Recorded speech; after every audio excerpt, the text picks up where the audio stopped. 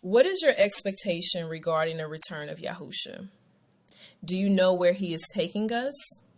Are you waiting for an eternal kingdom in space or in our atmosphere, as taught from most pulpits? Or do you accept what is foretold in the pages of Scripture about our kingdom home? Perhaps you've never read it for yourselves. Isaiah chapter 2, verses 2 through 3, Micah chapter 4, verses 1 through 3 are nearly identical. Isaiah chapter 2, verses 2 through 4. And it shall come to pass in the last days that the mountain of the Lord's house shall be established in the top of the mountains, and shall be exalted above the hills, and all nations shall flow unto it. And many people shall go and say, Come ye, and let us go up to the mountain of the Lord, to the house of the God of Jacob. And he will teach us of his ways, and we will walk in his paths.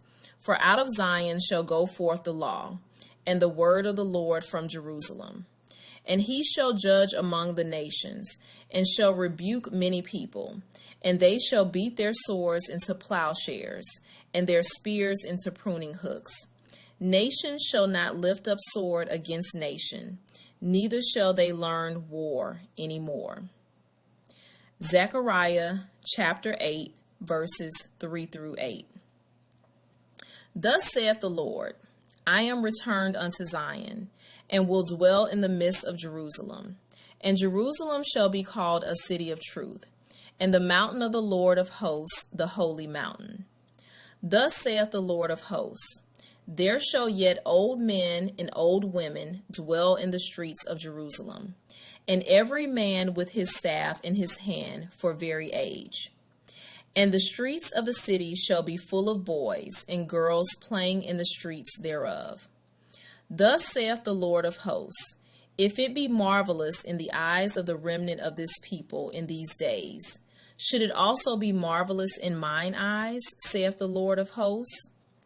Thus saith the Lord of hosts, behold, I will save my people from the east country and from the west country, and I will bring them, and they shall dwell in the midst of Jerusalem. And they shall be my people, and I will be their God, in truth and in righteousness.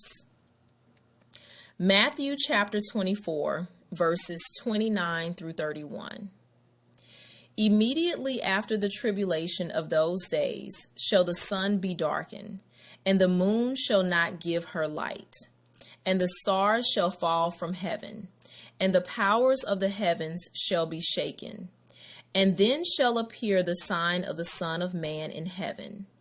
And then shall all the tribes of the earth mourn, and they shall see the Son of Man coming in the clouds of heaven with power and great glory. And he shall send his angels with a great sound of a trumpet, and they shall gather together his elect from the four winds, from one end of heaven to the other. The previous verses specifically state that Yahusha's kingdom in the last days, where the elect are to be gathered after the tribulation, not before, where Yahusha will return and dwell with us, is in Jerusalem. Also, there will be no rapture of the church before the tribulation. Yahusha told us to endure to the end of it. Furthermore, we are told in Psalm 37, verses 9, 11, and 22, that we inherit the earth. Then in Matthew chapter 5, verse 5, Yahusha confirmed this by saying that the meek shall inherit the earth. See, something is very wrong in today's churches. The teachings contradict the word. There is way more than just this issue. What will you do? Will you continue on as in the past?